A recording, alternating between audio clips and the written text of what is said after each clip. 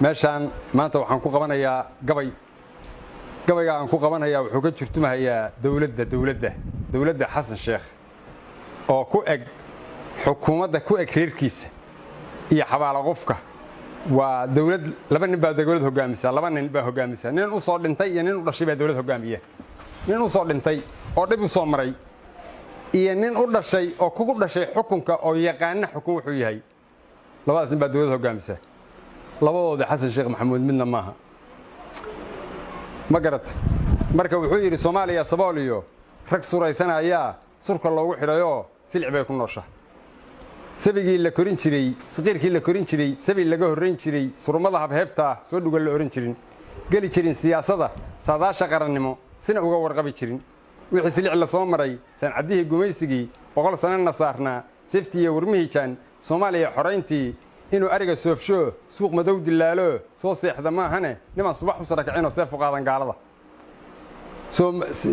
gaalada Soomaali guurtay soo kaca la oran jiray sunbay way gaaxsane haddii xog la sarakacay sanka taagay kibirkii ka sanqariyay yoonkii Soomaali kala dilay soo dhawaada lagu yiri surka calankii loo suray sacab iyo mashxarad iyo loogu darayadaa saxan ninna suuradu baran subcis kuma dhawaaqee suulay kula dhicin qarannimadii saafiga ahayd dawladnimadii Soomaaliyeed baa sursuur galay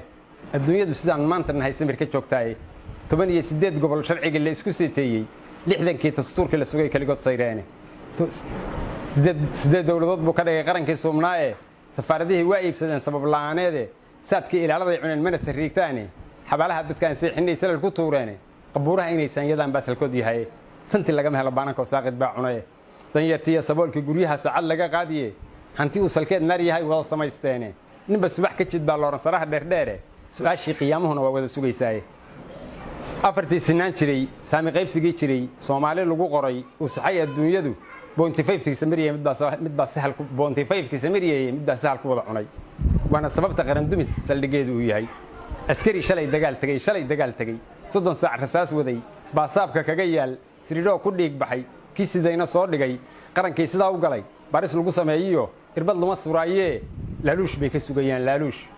askari Soomaaliya lumay 3 bilood mushaar arag laga saaray gurigii saqiirkii ka tuman yahay suuqa u shaxaa tagay saaxiibkiisna qarax dilay dawladdu ayuu sababtaha salaadii walbeetaba siri loo afuufo soo bixay la leeyahay Soomaaliya naftina rusahanshaha suniya boog hadaace ku saameelan qaraxyada 300 inuu dilo sahansado u tababaran soo baarlamaanku soo diray soo maray wasiirada saraakiisha qarankuna saaxiibkiis runay tahay baris lagu sameeyeen markuu rogo sakada idil saqiir gowrac uu dhigo uu sugo hoteelada ku sumaba beledkuna suxufigu ma tabin karaysaa lagu dhawaaqa soddonka qaranka maamula Soomaaliya matalayo Xasan Usideed dhalay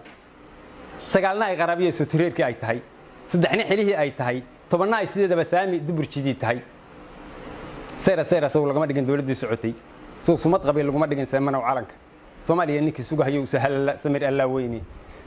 santaagiya qabkii iyo lawa qarankii Soomaaliya jannadii naflaha seexin jiray kama saqaafaane suuqa laga gataa darajo aan sidana qoonteeda Afrikaan sareynay haddaan nahay saboolkeeda soo waxilimo boobeen badiyo subaga kaydka ah sacabka uma tunteen ree abi saylic iyo hawde imaaraad ma seexdeen dekada niman samaysteene gobonnimo niman sal lahayn baa codkiisidii madaxweynaha Soomaaliya aan hayb leeyahay meel walba istaago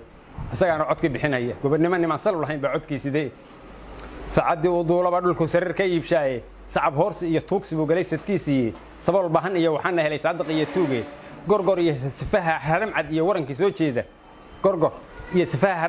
soo jeeda Eritrea subagay ka yimid aan sugu weynay afartaas oo saad qaran hoos subax lagu dhiibay 8 baldhaha wixii arko doqonta soo jeeda